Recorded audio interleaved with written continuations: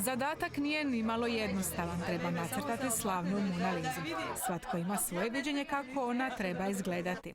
Ženska ljepota je jedna vrlo široka kategorija, zašto ne bismo proširili? Ne mislim ga skinuti, mislim ga obući.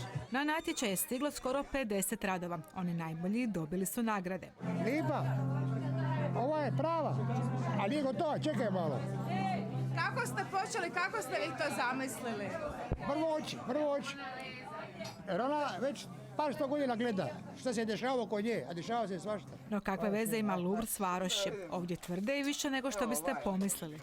Ima to, mi smo živjeli večeras duh Leonardo da Vincija koji je poznati svestrani izumitelj, slikar, kipar, matematičar, inženjer i sve te svestranosti. A svestrani umjetnici najavljuju još događanja. Inspiracije imaju na pretek.